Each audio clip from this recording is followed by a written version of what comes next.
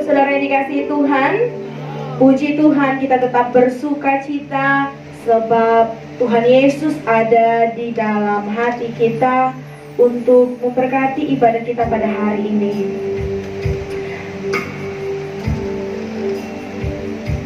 Firman Tuhan mau agar kita bisa mempraktekkan setiap perkataan Tuhan Yesus. Haleluya Tuhan.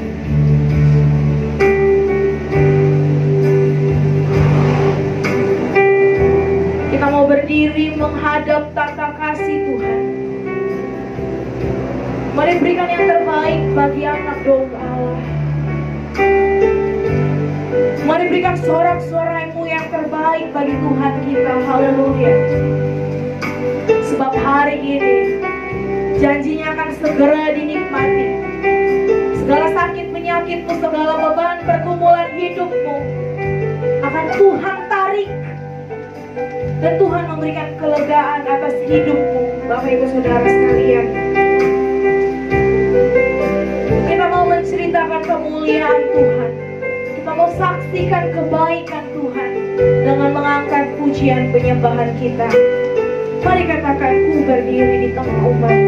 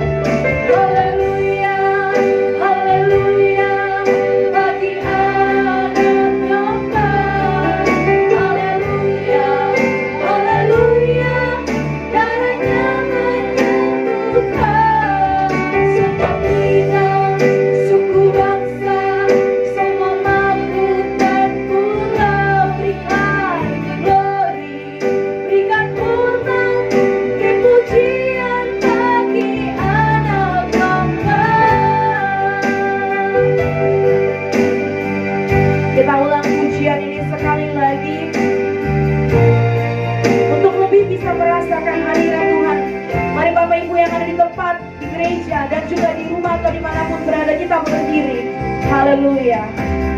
Ku berdiri di tengah umatmu dari segala suku bangsa. Dari segala suku bangsa, kami umatmu yang telah ditebus dan telah diselamatkan.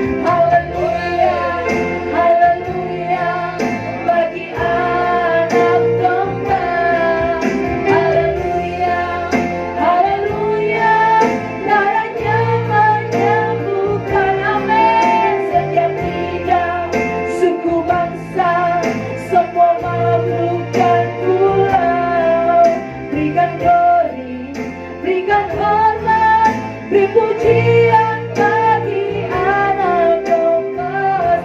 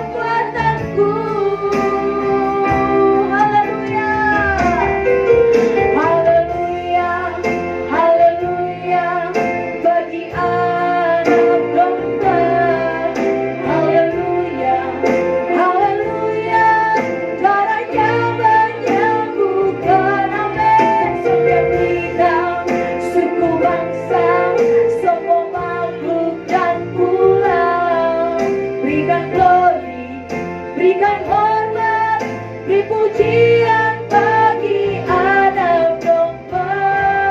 Beri pujian. Beri pujian bagi anak domba. Sekali lagi beri pujian. Beri pujian bagi anak domba. Dengan kasih Kristus mengundang PDP Saryati berdoa pembukaan. Kita bersatu dalam doa. Bapak terkasih, Bapak yang baik, kami bersyukur kepadamu ya Tuhan. Pada pagi hari ini, firman Engkau masih memberikan kami hidup ya Tuhan. Untuk kami boleh bersama-sama bersekutu dengan saudara-saudara terkasih kami di tempat ini. Terima kasih Bapak, terima kasih Tuhan Yesus. Taruhkan senantiasa di hati kami rasa syukur itu ya Tuhan, supaya kami boleh menikmati kasih-Mu yang sungguh luar biasa yang Kau izinkan terjadi dalam hidup kami. Terima kasih Bapa, terima kasih Tuhan Yesus. Ampuni segala dosa-dosa kami ya Tuhan. Ampuni segala pelanggaran-pelanggaran kami ya Tuhan, supaya kami layak untuk memohon kepadamu. Terima kasih Bapa, terima kasih Tuhan Yesus. Inilah keberadaan kami Tuhan, inilah keberadaan jemaat-Mu ya Tuhan. Kami percaya Tuhan, Engkau tidak melihat seberapa banyak kami yang hadir di tempat ini, tapi Engkau melihat setiap hati kami yang rindu untuk bertemu muka dengan Engkau ya Tuhan. Terima kasih Bapak, terima kasih Tuhan Yesus. Hamba berdoa untuk para pelayan-Mu saat ini Bapak. Engkau urapi setiap hamba-Mu yang melayani Engkau, terlebih untuk yang membawa pujian ya Tuhan. WL, singer, juga pemain musik kami saat ini Tuhan. Mari Bapak di surga padukan musik dengan pujian kami ya Tuhan, supaya pujian yang kami naikkan Bapak di surga boleh berkenan di hadapan-Mu. Dan malaikat-malaikat dari surga bersuka cita Bapak mendengar puji-pujian kami. Terima kasih Bapak, terima kasih Tuhan Yesus. Berkati setiap kami yang hadir pada saat ini Bapak. Berkati kami semua ya Tuhan Yesus. Terima kasih Bapak, terima kasih Tuhan Yesus. Kami serahkan awal ibadah kami ini ke dalam tangan-Mu. Hanya di dalam nama Anak-Mu Tuhan Yesus kami berdoa dan kami telah mengucap syukur. Haleluya. Amin. Puji Tuhan, silakan duduk. Kita masih melanjutkan ibadah kita. Menyapa sekali lagi shalom Bapak Ibu Saudara dikasihi Tuhan. Dan juga bagi jemaat yang ada di rumah ataupun bagi Bapak Ibu yang baru saja bergabung di channel YouTube GPDI Rehoboth Sheba, kami mengucapkan selamat beribadah dan mari bersama-sama menopang pekerjaan Tuhan. Kita mau mengangkat pujian bagi Tuhan. Kerahkanlah kekuatan-Mu ya Allah. Mari bertepuk tangan bagi Dia, sebab Dia layak menerima penghormatan. Haleluya.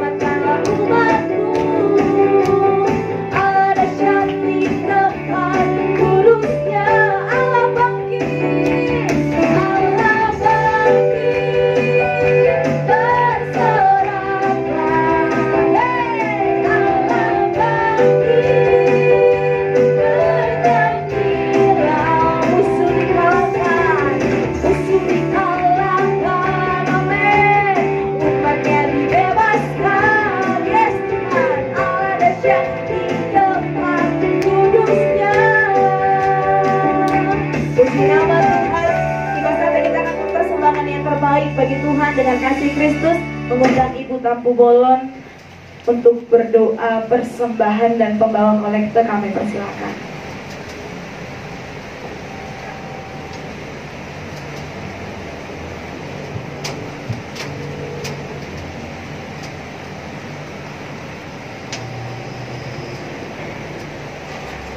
Puji Tuhan, mari kita bersatu dalam doa. Terima kasih Tuhan, terpujilah nama-Mu Bapa. Terima kasih atas kasih yang Kau berikan kepada kami Tuhan. Kami tetap terus mengucap syukur Bapa kepada-Mu Tuhan, karena Engkau sudah memberikan kami kesehatan di suasana yang pandemi ini Tuhan, Kau tetap terus memberikan kesehatan yang begitu luar biasa kepada kami, sehingga kami bisa tetap berkumpul Tuhan di tempat-Mu, di rumah-Mu ini Tuhan. Meskipun Bapa, banyak saudara kami, banyak keluarga kami yang mungkin masih kurang percaya kepadamu Tuhan, bahwa Engkau ada di sini. Semua segala sakit penyakit tolak dalam nama Tuhan Yesus. Bapa, kami juga mengucap syukur Tuhan atas kasih-Mu yang sungguh luar biasa Bapa. Kau urapi Bapa anak-anak-Mu Bapa. Kami merasakan hadirat Tuhan hadir di tengah-tengah kami. Terima kasih Tuhan atas kasih-Mu Bapa. Bapa, sebentar juga kami akan memberikan yang terbaik buat-Mu Tuhan. Biarlah Kau kuduskan dan Kau layakkan tangan-tangan kami Tuhan, agar kami yang memberikan berkenan di hati-Mu Tuhan. Bapa, juga kami akan mendengarkan sebagian firman yang disampaikan hamba-Nya Bapa. Juga Engkau kuduskan Bapa, sehingga kami ketika mendengarkan Tuhan ada keajaiban yang sungguh luar biasa dari-Mu. Terima kasih Tuhan Yesus. Ini doa kami yang sangat kurang sempurna, hanya di dalam nama Tuhan Yesus. Haleluya. Amin. Sembah dijalankan, pujian dinaikkan, kerahkanlah kekuatan.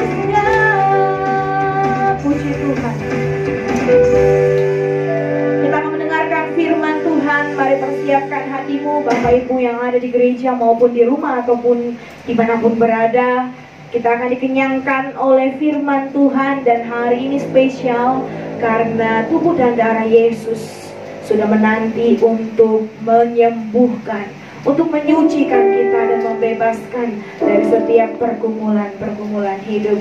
Haleluya. Untuk menyambut firman Tuhan, kita mau angkat pujian bagi Tuhan.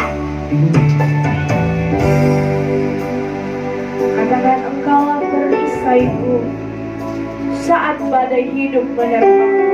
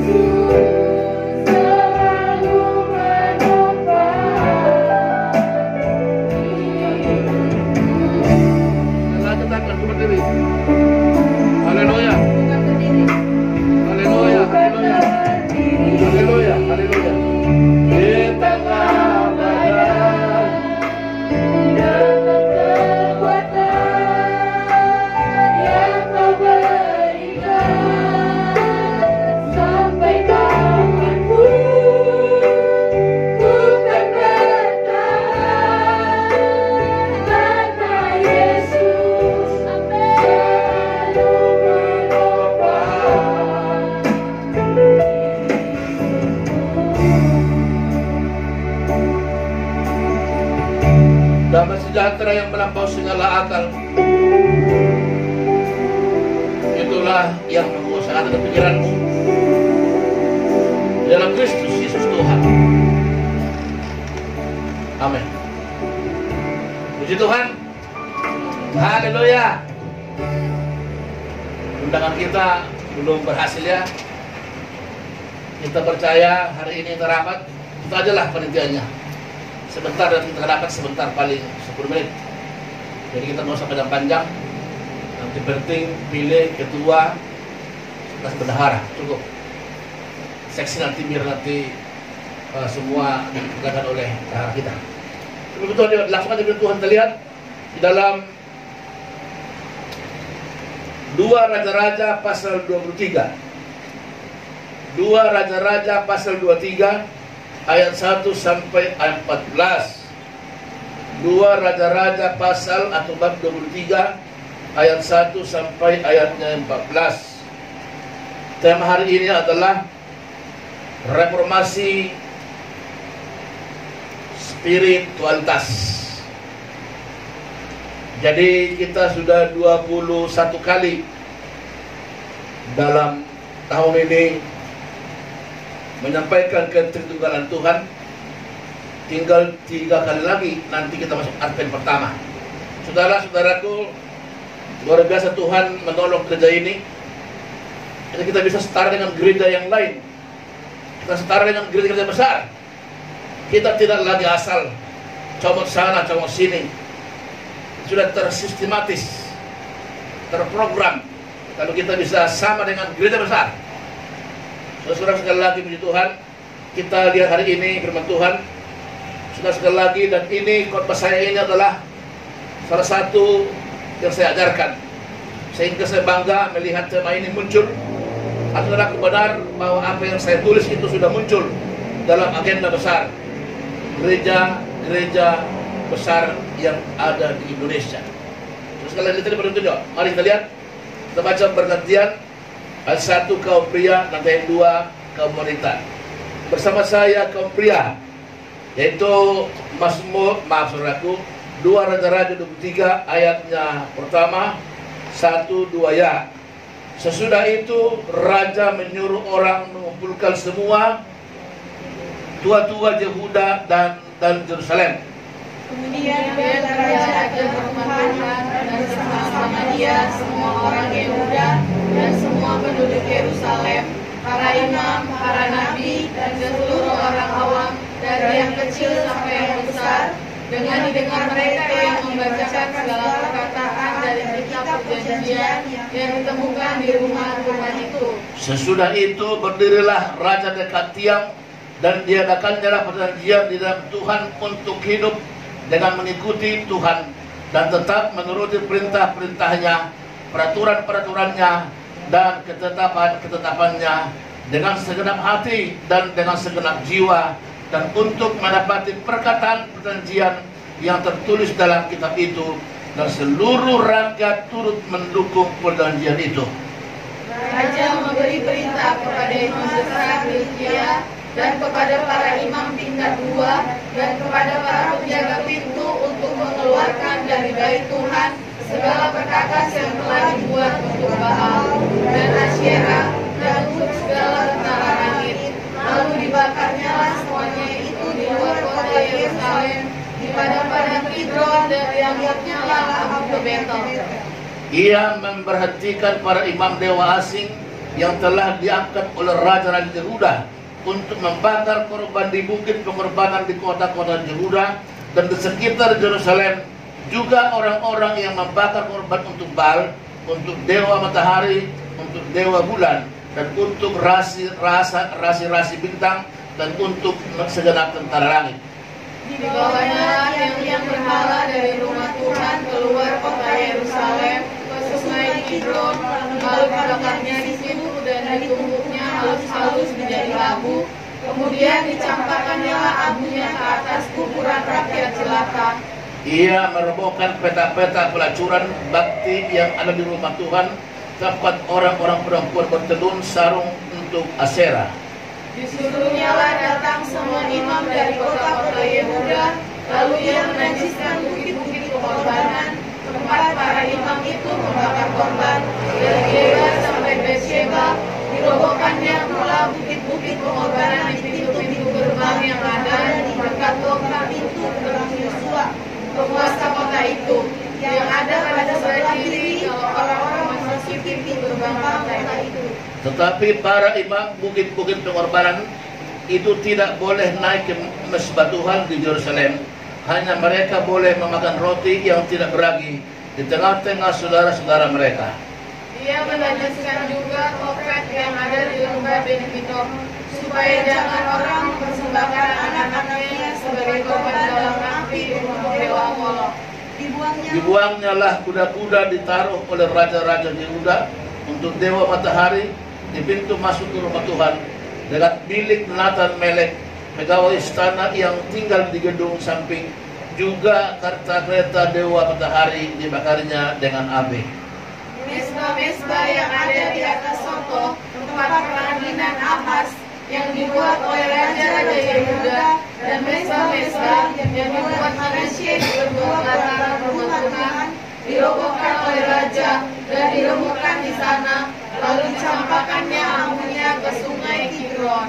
Bukit-bukit pengorbanan yang ada di sebelah timur Yerusalem, di sebelah selatan bukit kebusukan, dan yang didirikan oleh Salomo, raja Israel, untuk Asitoret, dewa kejijikan, sembahan orang Sidon, dan untuk Kamos, dewa kejijikan, sembahan Moab, dan untuk Milkom, dewa kejijikan, sembahan orang Amon, dilanjutkan oleh raja. Sosok kita, dia memecahkan tugu-tugu berhala dan menebak tiang-tiang berhala, dan menyembunyikan tempat-tempat itu penuh dengan tulang manusia. Puji Tuhan, saudara-saudaraku, berbahagialah saudara dan saya yang telah dengar firman dan merenungkan serta akan melakukannya. Saudara, sekali lagi, puji Tuhan, akan terjadi nanti perkara besar di Indonesia. Kenapa? Kalau saya percaya 5 tahun lagi, maka tugu-tugu berhala di Sumatera, tugu-tugu berhala di Papua, tugu-tugu berhala di Kalimantan akan dirumbuhkan. Oleh karena apa? Karena firman ini sudah semua tersalurkan. Saya bangga saudara, ini salah satu tulisan saya yang telah dipakai dan diagendakan dalam almanak besar, gereja yang sudah satu judul dalam buku panduan agenda bersama. Sekali lagi Tuhan, saya bangga sekali. Kenapa? Saya bangga, inilah sekarang di sana. Saya melihat penting sekali bahwa tugu-tugu berhala di Sumatera, Kalimantan, Papua, bahkan termasuk di Bali, saya harapkan agar semua rubuh. Kenapa? Karena itu salah satu kejijikan bagi Tuhan. Saudara, saya jujur bahagia sekali, meskipun saya dan bisa dengan duka. Saya baru kemarin pulang ke Sumatera. Abang saya yang dulu khotbah waktu kita masih di sana, itu terakhir dia khotbah.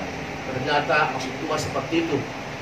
Dia rupanya khotbah untuk meninggalkan kesan dan pesan bahwa dialah terakhir hidupnya. Saya sangat serius sebenarnya, jujur. Kenapa? Kami cuma berdua, anak orang tua kami, dan dialah abang saya. Dia yang luar biasa adalah minggu terakhir itu dia khotbah. Harusnya dia bukan jadwalnya, tapi dia bilang, aku bilang khotbah katanya. Minggu dia khotbah, habis minggu dia di rumah, lalu malamnya sakit. Dibawalah ke klinik, pulang di klinik, sampai di rumah pagi Senin. Senin dia makan obat itu, makan sebentar, tidur sebentar, lalu sudah tiada. Begitulah jalan-jalannya orang-orang kudus. Tidak sulit dan tidak menyulitkan orang-orang lain. Orang-orang kudus itu seperti gembala kita lihat, sangat simpel. Kemarin juga almarhum orang tua Merlan dan mertua Benita, sangat singkat. Memang kita berharap, kalau haruskah menghadap Tuhan, mengapa harus menyiksa yang hidup? Saya jujur katakan ini, itu doa terus kepada semua keluarga kita. Tuhan, kalau harus terangkat ke surga, mengapa harus lama sakit? Sakit itu membawa dosa, sakit itu menimbulkan dosa, sakit itu juga bisa membuat orang berdosa. Mungkin anak-anaknya merawatnya akan rasa, mungkin ada kebosanan. Sekali lagi Tuhan, Tetapi kembali tadi, cara jangan cuma vonis. Kalaupun ada orang susah mati itu, jangan vonis.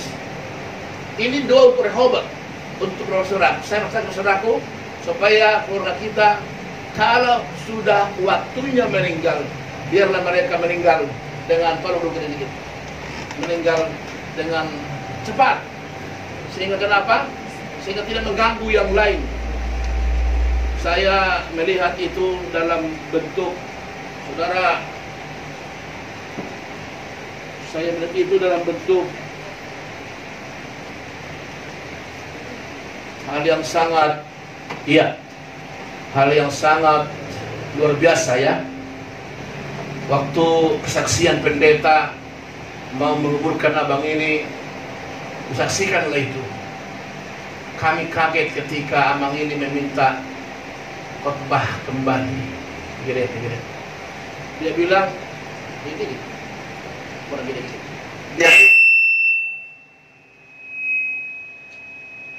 Dia bilang, mati dengan satu. Dia bilang, aku dulu khotbah katanya. Orang sudah persiapan khotbah, tetapi kaget. Abang ini bilang, aku dia khotbah katanya. Memang dia gembala. Tapi dia baru minggu kemarin, harusnya kan orang lain sudah khotbah. Tetapi akhirnya dikasih. Itulah akhir daripada hidupnya. Waktu dia mau kesini waktu itu, kita bawa jalan-jalan. Dia bilang apa ke saya? Bapak Pendeta, mungkin saya segera menghadap Tuhan katanya.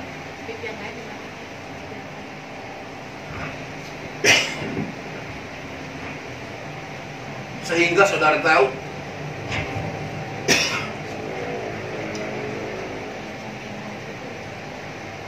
hati kami sebenarnya sangat rindu. Kenapa kami rindu melayani di sini? Saya udah bilang sama dia, sebenarnya tadinya dia bilang saya mau ke Jakarta saja lah. Tetapi dia bilang saya selesaikan dulu tugasku katanya. Sehingga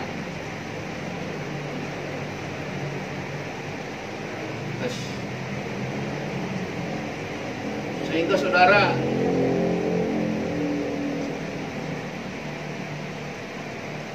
tes tadi sudah baik semua.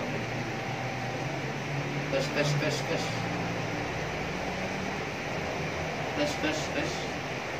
Coba pindah.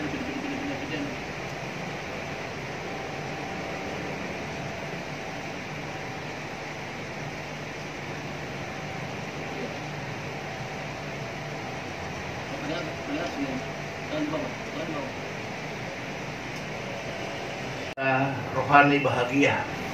Kenapa saya melihat orang-orang saya kasihi meninggalnya dengan tenang. Ibu Gembala, bapaknya Mirlan, abang saya, mereka pergi dengan tenang, tidak menyusahkan, bahkan tidak meninggalkan utang. Ibu Gembala meninggal, semua keuangan tercukupi. Pak Mirlan pun meninggal, saya dengar semua tercukupi. Kemarin pun abang saya meninggal, tercukupi. Bukan tamu-tamu biaya 50 juta. Tetapi kemarin abang 64 juta. Tapi semua tercukupi. Itulah doa kita. Jangan buat malu kan tua saya bilang. Karena hanya kami cuma berdua, orang tua.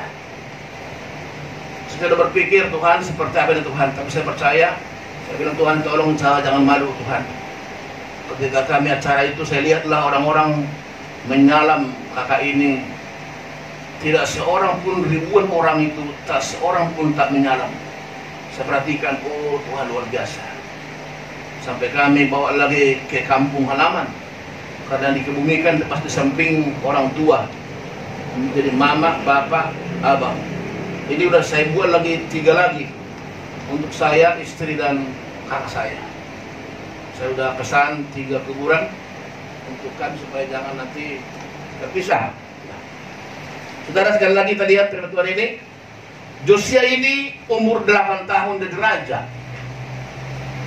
8 tahun dia jadi raja sangat luar biasa. Udah. 8 tahun dia jadi raja sangat luar biasa. Dan 31 tahun dia menjadi raja. 8 tahun pertama dia membersihkan seluruh karakter orang Yerusalem. Dia bukan keturunan orang baik-baik. Bapaknya, mamanya itu adalah orang-orang penyembah berhala. Dan sekali lagi jangan saudara katakan, kalau saya nggak mungkin bisa bertobat. Kenapa tidak bisa? Saya punya orang nenek moyang dukun, saya punya orang tua jahat. Oh, tidak bisa. Tidak ada hukumnya itu. Memang ada fakta. Tapi di hari ini, Josia ini adalah keturunan orang penyembah berhala. Tetapi dia Tuhan pilih. Ternyata ada maksudnya. 8 tahun pertama dia menjadi raja, dia membersihkan semua karakter Yerusalem. Lalu 5 tahun kemudian, dia membersihkan gereja dari penyembahan berhala. Saudara-saudara, baru dia 15 tahun, sudah kelihatan dampak apa yang dia kerjakan. Pertanyaan sekarang, sudah berapa tahun Bapak Ibu gereja? Pemirsa di rumah, pemirsa dimanapun berada, pertanyaan ini sama. Sudah berapa tahun saudara jadi orang Kristen? Sudah berapa tahun saudara berkeluarga? Sudah berapa tahun saudara mungkin memimpin perusahaan, mungkin memimpin sesuatu pekerjaan? Sudahkah berdampak? Sudahkah bisa seperti Josia ini? 8 tahun pertama dia membersihkan karakter Yerusalem. Lalu 5 tahun kemudian dia membersihkan gereja. Dalam kurun waktu 13 tahun pulih karakter mereka. Lalu gereja pun menjadi gereja tempat orang menyembah Tuhan. Tadinya sudah rusak. Tadi sampai ada di gereja orang pelacur. Orang di gereja menunggu orang pelacur. Bayangkan tadi. Semua dibersihkan oleh Josia. Pertanyaan ini sekarang, berapa tahun kita jadi Kristen? Kenapa tetap begitu saja? Itulah maksud hari ini dikatakan tadi. Ada kita perlu restorasi, ada perlu reformasi, ada perlu kita diubah. Kalau Bapak Jokowi bilang kita sekarang ini adalah revolusi mental, ada sesuatu yang kita ubah, mindset kita, cara kita untuk kita boleh bangkit. Jangan bilang yang penting hidup sama pendeta. Kalau asal hidupnya gak usah ke gereja. Tangkap ini hari ini. Di masa pandemik ini harus Bapak Ibu buktikan bahwa saudara berbeda dengan orang-orang yang bergereja. Saudara sekali lagi, tangkap ini pasal ini. Seperti Josia, di tengah keadaan kacau balau Yerusalem, dia dipakai Tuhan bukan karena hebat, baru umur 8 tahun, tapi dia dipakai Tuhan, diurapi Tuhan. Kenapa? Karena lewat Josia akan ada perubahan di Yerusalem. Dan terbukti 8 tahun dia memerintah, ada karakter yang berbeda. 13 tahun dia memerintah, ada pemulihan total di gereja.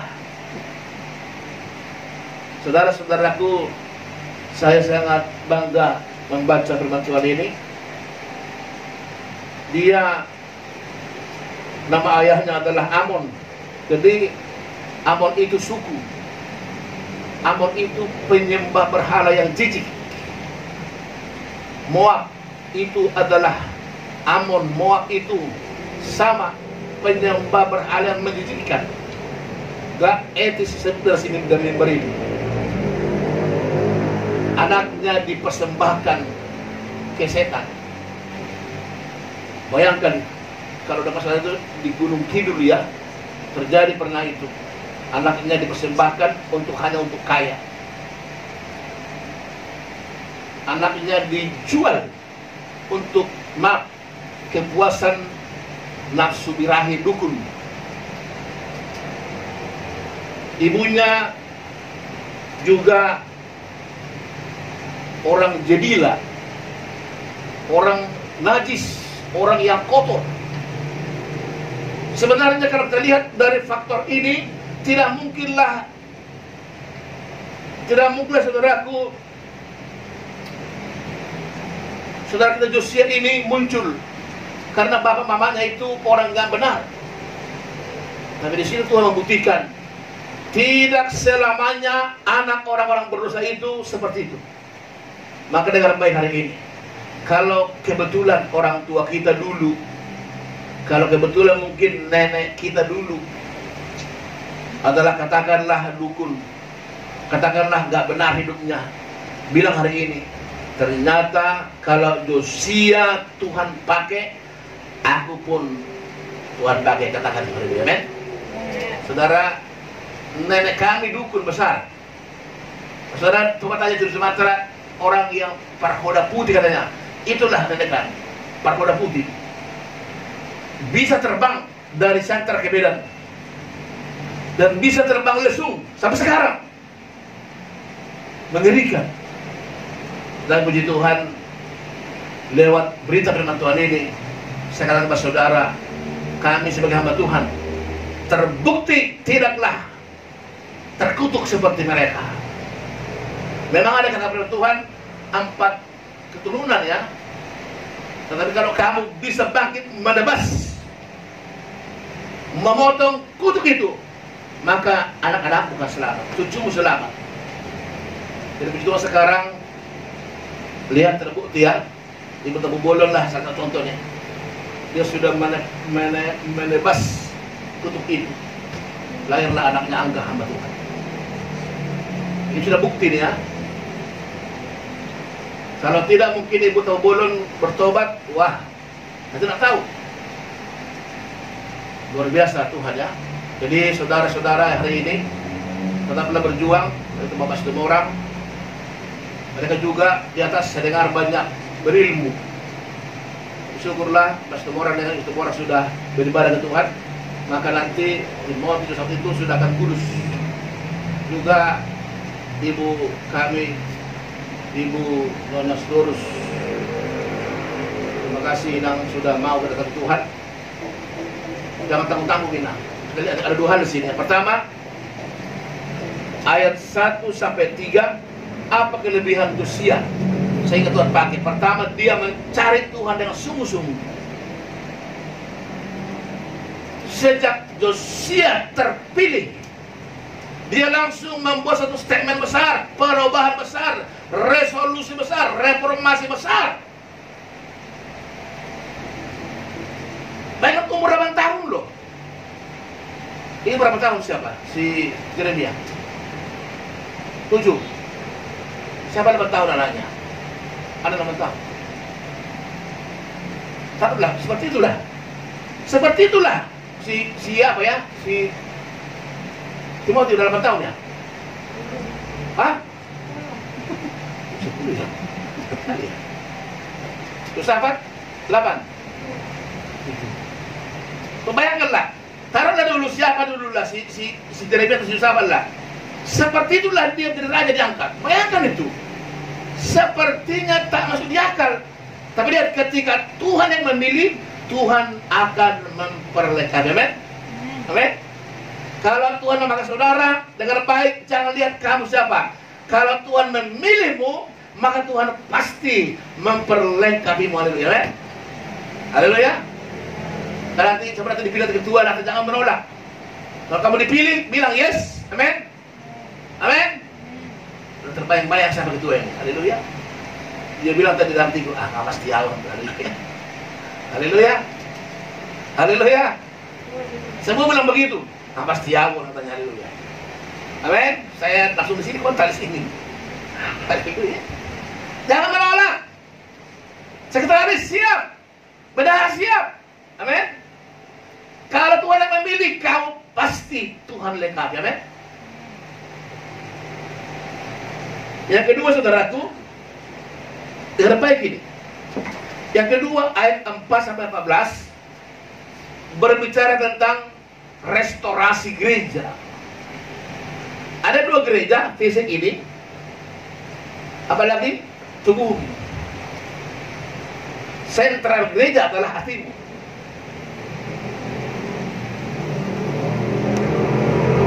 Ketika gereja tempat bukan untuk memuji Tuhan, ketika gereja tempat untuk hal-hal yang dunia, ketika gereja adalah tempat untuk hal yang jahat dengan baik, maka tidak pernah Tuhan hadir.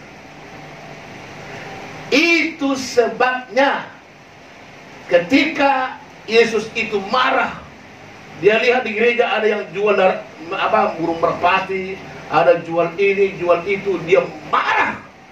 Dia balikkan semua itu meja, dia lempar semua uang, penukar uang itu. Apa dia bilang? Rumahku bukan rumah untuk usaha, tapi rumahku adalah rumah doa. Itulah Josia lakukan yang kedua ini. Dia luar biasa membenahi gereja. Saudara, gereja kita ini saya berharap adalah kita salah seorang dulu datang ke sini pas libur. Kita mau cek dulu, cek. Sudah ada ceknya. Cek dulu biar bagus ini Natal nanti. Ya, kita nanti tutup itu dulu ini dulu. Kalau ada saudara ada di rumah ordengmu yang bagus, bawa ke gereja. Atau kalau kita bikin yang baru boleh. Bikin dulu rapi nanti, Natal ini bikin rapi ini. Iya. Tapi yang paling hebat adalah tubuhmu adalah bait Allah. Roma berkata seperti dalam 12, tubuhmu adalah bait Allah. Jadi kata tadi, jangan sampai ada tubuhmu itu hanya yang jahat. Apa itu? Pikiran jahat, hati jahat. Itu yang mau Tuhan hari ini. Mari perbaiki, mari rombak itu. Kenapa? Kalau hatimu beres, maka Tuhan akan hadir. Kehebatan yang kedua Josia adalah pertama dia mencari Tuhan sungguh-sungguh, bukan seperti ayahnya ibunya, tapi dia mencari Tuhan luar biasa, sungguh-sungguh dia. Dan kedua, dia membersihkan gereja. Saudara-saudara, saya berharap kita memahami ini. Bukan kebetulan kita ada di minggu ini. Membongkar hal yang terbiasa tidak mudah. Mengubah hal yang biasa tidak mudah. Contoh saudara, kalau saudara sikat gigi, biasa kalau safety sikat gigi kemana awalnya? Itu pasti nggak bisa berubah. Kemana? Hah? Ke kiri ya? Kiri ke kanan? Ke kiri. Untuk ke kanan susah loh. Kalau langsung ke kanan susah. Tapi kalau udah ke kiri ke kanan bisa. Lihat baik. Itu gaya hidup. Karena kita terbiasa ke kiri dulu baru ke kanan. Coba dari awal gak bisa, susah. Sudah terbiasa. Coba nanti seperti di rumah nanti. Susah. Ada yang biasa begini dulu, ada yang biasa langsung ke gini, ada yang biasa gini, ada yang biasa langsung begini dulu kan. Kemudian untuk merubah itu susah sekali. Saudara kemana? Kalau saudara melangkah, pasti selalu pakai kaki kanan dulu. Coba langkah ke kiri, bisa susah. Coba saudara mungkin dari rumah melangkah, pasti kaki kanan dulu, pasti kaki kanan. Coba mulai ke kiri, susah sekali. Lihat, untuk mengubah ini sangat sulit. Tapi Josia tampil di situ, dibilang apa? Harus kita perbaiki, reformasi mental luar biasa. Kita tidak tahu seperti apa itu masuk presiden ya. Ada reformasi, revolusi mental. Luar biasa. Terbukti memang koruptor habis semua. Dan saya percaya pada masa pemerintahan beliau Indonesia akan makmur. Paling tidak Indonesia akan maju seperti kabinet beliau, kabinet maju. Sekarang Indonesia nomor 4 diperhitungkan di dunia. Kenapa tadi? Ada revolusi mental, ada reformasi, ada pembaharuan, ada satu trik yang harus kita rombak. Misalkan nih, Coba dulu nanti dari rumah bilang begini dulu, Ibu Ida, apa ya yang aku buat kalau di gereja dulu supaya bangsa dekat? Gak harus mahal. Mungkin Ibu Ida bisa buat bunga setangkai dengan bagus, 10.000 modalnya, lalu tempelkan tadi mana? Gak harus mahal. Atau itu bawa nanti ke rumah dulu, nanti itu cuci semua. Itu dulu nanti bawa ke rumah masing-masing bunga itu. Bawa nanti ke rumah cuci dulu. Atau karpet ini mau kita pelukkan sampai ke belakang. Atau apa saja. Atau ordeng ini. Atau apa saja. Mulai berpikir untuk gereja dengan baik. Ketika kita memikirkan gereja, gereja adalah tempat Tuhan berdiam. Dengar sekali lagi. Gereja adalah tempat Tuhan berdiam. Ketika rumah Tuhan kau pikirkan, saya percaya Tuhan yang baik, Tuhan yang hebat, Tuhan yang luar biasa, Dia pasti memperhitungkan. Lalu secara pribadi, tubuhmu perbaiki. Tahu kau saudara, karena kebiasaan buruk, maaf ini. Saya bilang tadi ya, ini kebiasaan ini. Biasa hati ini menyimpan apa? Yang salah. Salah selalu simpan. Salah selalu simpan. Salah selalu simpan. Coba cek aja. Lebih banyak mana hatimu menyimpan yang baik atau yang jahat? Pasti rata-rata semua kita lebih banyak menyimpan yang jahat. Kenapa? Itulah daging. Memang daging ini harus kita rombak. Daging selalu suka yang jahat. Saya tidak yakin saudara menyimpan yang baik, melupakan yang jahat. Tapi hari ini dengar baik ini. Untuk kebaikan kita, untuk dipulihkan kita, hari ini mulai perbaiki. Mulailah buang yang jahat. Kamu mungkin dikecewakan, buanglah itu. Tapi kamu ditolong, ingat itu. Tulis, tanggal sekian aku yang ditolong oleh si A. Besok lagi kamu ditolong, tulis, tanggal sekian aku ditolong. Kalau terus kamu simpan yang baik di sinimu, ketika kamu ada masalah, maka pasti keluar yang baik. Amin. Amin. Kalau kita jahat terus simpan jahat, simpan. Setelah kamu bermasalah, itu muncul itu. Dulu kan. Atau yang kedua, kamu selalu simpan kebaikanmu, itu nggak boleh.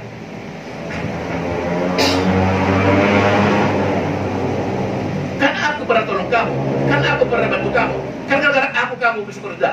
Itu nggak boleh, nggak perlu. Simpanlah kebaikan orang lain, kebaikan Tuhan, kebaikan orang lain, kebaikan Tuhan, kebaikan orang lain. Simpan terus itu. Kebaikanmu buang, kejahatan orang lain buang terus. Sehingga kita pasti berbeda dengan Tuhan. Perbendaharaan yang baik pasti mengeluarkan hal-hal yang baik. Kenapa kamu tersinggung? Karena kamu tidak terima. Kalau kamu menyimpan yang baik, kamu dihujat, pasti apa yang keluar? Puji Tuhan. Gak ada bendahara yang lain. Kamu difitnah, puji Tuhan. Kenapa? Gak ada yang lain di sini yang jahat. Kamu dirugikan, puji Tuhan. Kenapa? Itu pasti perbendaharaan yang baik sudah pasti mengeluarkan hal yang baik. Itu sebabnya hambanya kuat sampai hari ini. Tak pernah kuyang kelemahan. Tak pernah kuyang kelemahan yang lain. Selalu kuyang kebaikan mereka.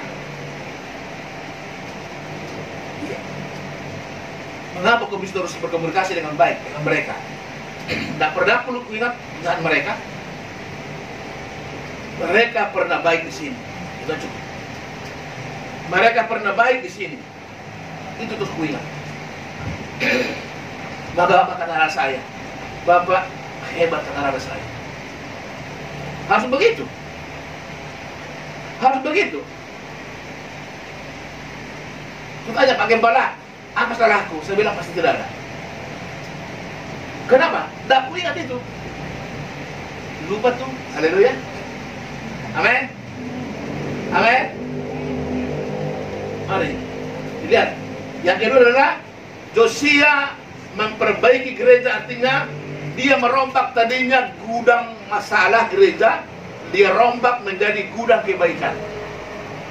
Saya ulangi. Tadinya gereja tempat orang pelacur, tempat orang berdagang, tempat orang untuk cari untung, dia rombak semua. Gereja hanya untuk mencari Tuhan. Hatinya pun demikian. Tadinya hatinya penuh dengan benci, penuh dengan dengki, penuh dengan cemburu. Dia rombak menjadi apa? Penuh dengan damai sejahtera, penuh sukacita, penuh kebahagiaan. Maka apa terjadi? Ketika di dalam hatimu ada hal-hal yang indah, maka kapanpun, saat bagaimanapun, kamu mampu berkata, terpujilah Tuhan. Itulah membuat Ayub berkata, Tuhan memberi, Tuhan mengambil, terpujilah Tuhan. Kenapa? Tidak ada yang jahat disimpan oleh Ayub di hatinya. Semua hal yang baik. Maka ketika tiba saatnya, ada masalah bagi dia, apa dia bilang? Tuhan yang memberi, Tuhan yang mengambil, terpujilah Tuhan. Saudara-saudara, di masa pandemi ini, perkokoh hubungan dengan Tuhan, cari Tuhan. Bilang sama Tuhan, takkan kulepaskan engkau Tuhan sebelum engkau memberkatiku. Bilang itu tiap pagi. Cari Tuhan lebih dahulu tiap pagi. Tuhan bilang apa? Cari dia tiap pagi bilang. Misalnya sebelum Ibu Ida bekerja, peluk Tuhan dulu, bilang, Tuhan, takkan ku biarkan aku melangkah keluar sebelum engkau memberkatiku. Takkan ku lepas anakku sekolah sebelum engkau memberkatiku. Bilang begitu. Bergulat dengan Tuhan sebelum kamu bekerja. Takkan ku lepas Tuhan sebelum Tuhan mengurapiku. Takkan ku lepas Tuhan sebelum Tuhan membuatku benteng-benteng pertahanan. Saudara-saudaraku yang Tuhan kasihi, dua hal ini. Tadi pertama apa tadi? Cari Tuhan dengan sungguh. Kedua, bersihkan hati, bersihkan gereja ini.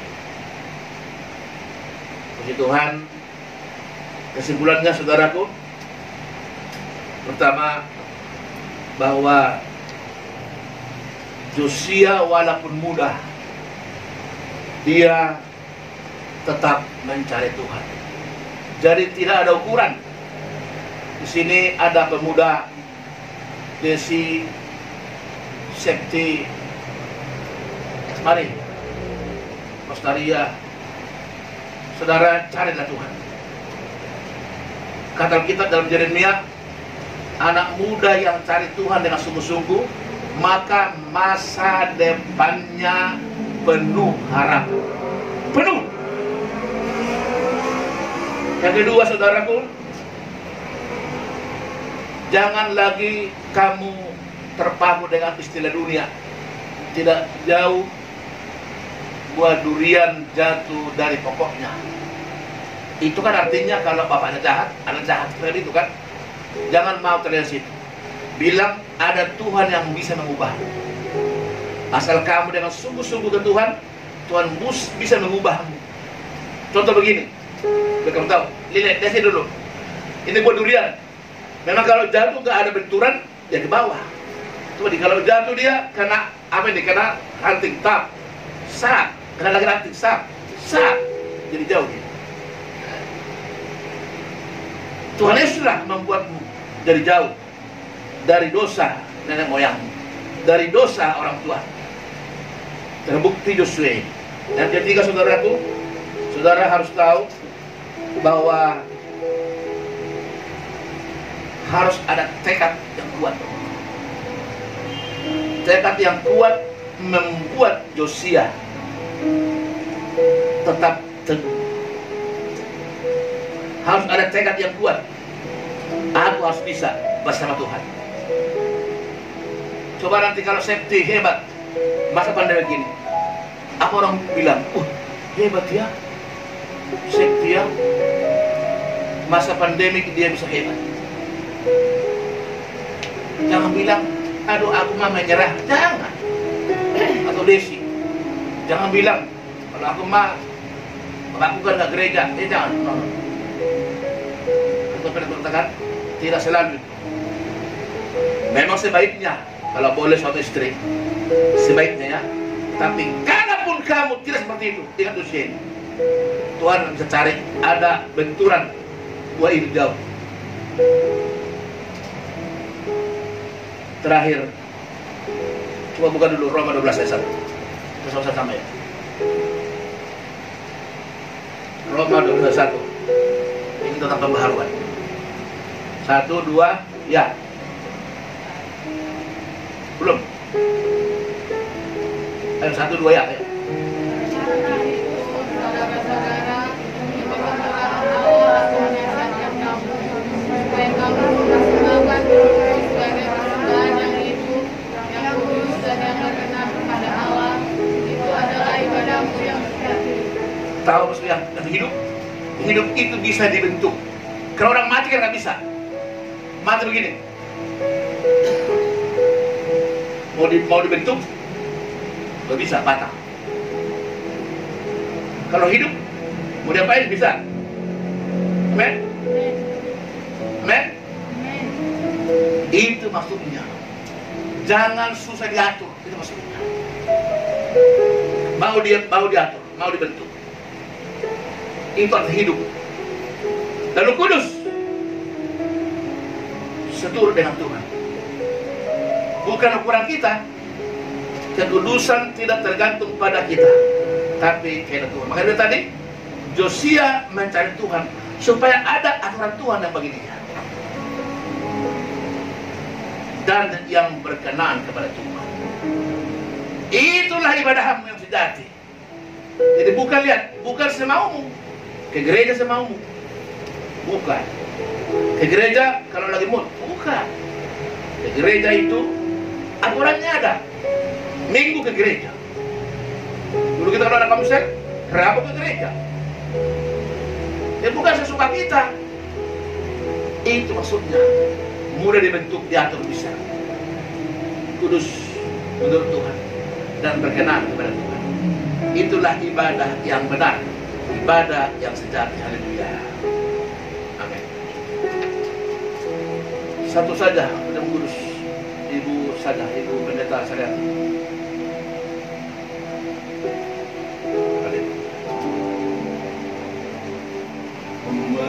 Melayani.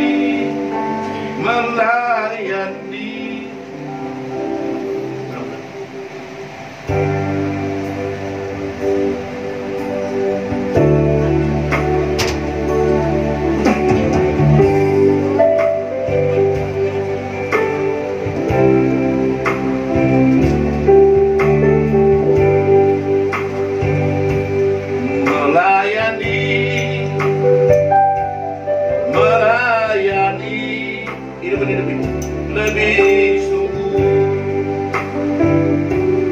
melayani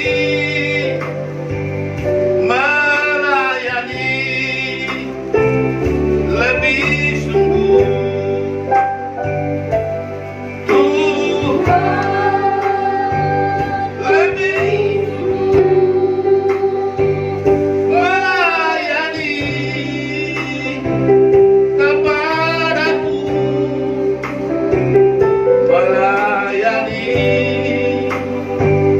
Melayani lebih sungguh. Kita berdoa. Tuhan Yesus, setelah kami mendengar firman-Mu, hati kami sangat diberkati Tuhan. Ternyata kutuk bisa kami putuskan hari ini. Kutuk dosa nenek moyang kami mungkin membuat kami sulit hidup. Kutuk dosa orang tua kami mungkin membuat kami susah ekonomi. Kutuk dosa keluarga kami mungkin membuat kami sulit hidup. Hari ini Tuhan, dengan berita firman-Mu lewat Josia, kalaupun orang tuanya adalah orang-orang berdosa, Ternyata Yosia Tuhan pakai untuk memberkati Yerusalem. Tuhan, pakailah kami semua hari ini. Jika mungkin kami yang hadir hanyalah anak, pakailah anak ini memberkati Yerusalem mereka, yaitu kami berdoa. Haleluya. Amin. Selalu duduk. Sudah diberkati? Iya. Kita dapat Tuhan untuk mempersembahkan persembahan syukur kepada Tuhan atas firman Tuhan. Haleluya. Berbahagialah. Haleluya.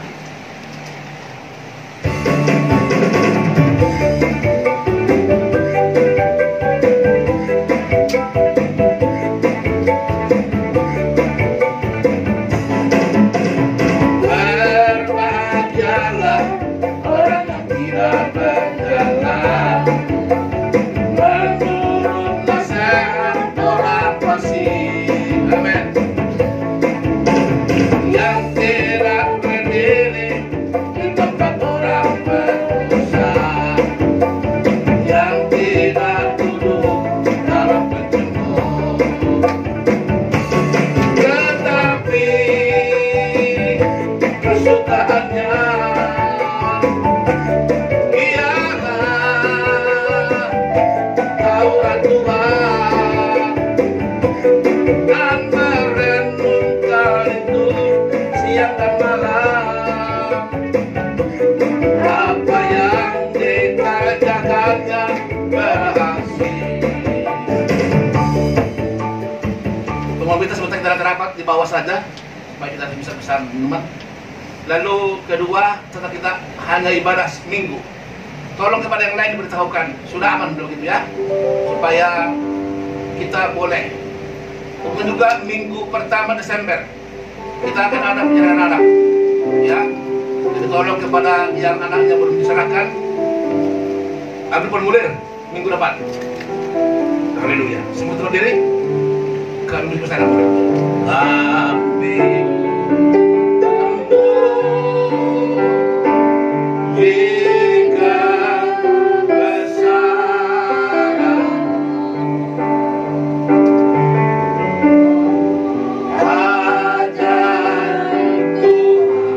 ajaib Tuhan,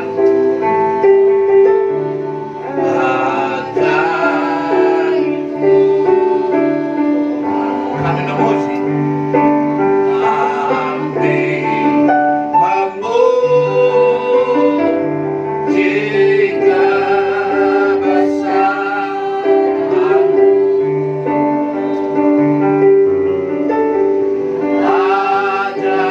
ajaib Tuhan.